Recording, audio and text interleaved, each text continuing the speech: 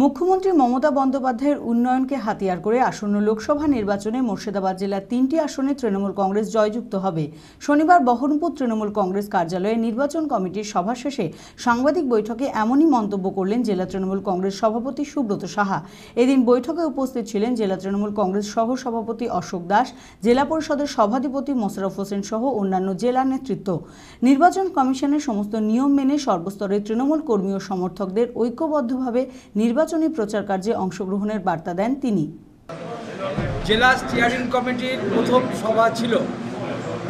এই সভায় সভাপতিত্ব করেছেন আমাদের স্টিয়ারিং কমিটির চেয়ারম্যান সৌরভ সাহেব এবং 3 জন প্রার্থী, বহরমপুরের অপূর্ব সরকার, মুর্শিদাবাদের প্রার্থী আবু তাহের এবং জঙ্গিপুরের প্রার্থী খলিলুর রহমান।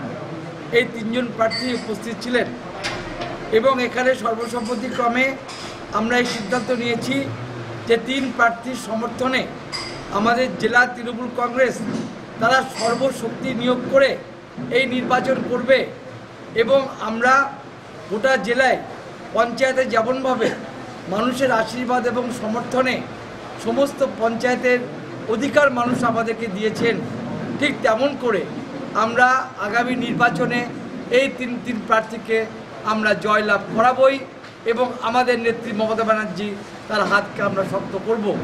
কিন্তু আমরা দেখতে পাচ্ছি ইলেকশন কমিশন কিছুটা দমন পীড়ন করার চেষ্টা করছে আমাদের কর্মীদের উপর এবং মিথ্যা কেস দিয়ে তাদেরকে অনেক সময় গ্রেপ্তার করা হচ্ছে এবং ইলেকশন কমিশন নানা রকম ভয় দেখানোর চেষ্টা করছে।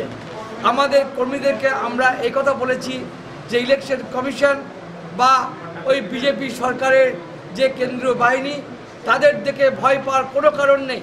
এরা ভয় দেখাবে, চমকাবে, কিন্তু তৃণমূল কংগ্রেস তাকে ভয় করে না এবং আমরা সকলে মাথা উঁচু করে মমতা ব্যানার্জির নির্দেশ এবং আদর্শকে মাথায় রেখে আমরা আমাদের এই নির্বাচনকে পরিচালনা করব এবং আমরা 3-এর 3 আমরা অবশ্যই পাব। পাশাপাশি আমরা একথাও বলেছি যে আমাদের দলের নীতি এবং নিয়ম অনুযায়ী আমরা 3 প্রার্থীকে সম্পূর্ণরূপে স্বাধীনতা দিয়েছি। তারা প্রচারের জন্য যা ভালো মনে করবেন তারা তাই করবেন, তার জন্য আমাদের অনুমতি নেওয়ার দরকার নেই। আপনারা দেখছেন টিভি 24 বাংলা। টিভি 24 বাংলার সমস্ত খবরের আপডেট পেতে ইউটিউবে সাবস্ক্রাইব করুন টিভি 24 বাংলা চ্যানেলটিকে এবং সাবস্ক্রাইবের পর অবশ্যই বেল আইকনটি একবার ক্লিক করুন। কমেন্টস আর শেয়ার করতে ভুলবেন না। টিভি 24 বাংলা।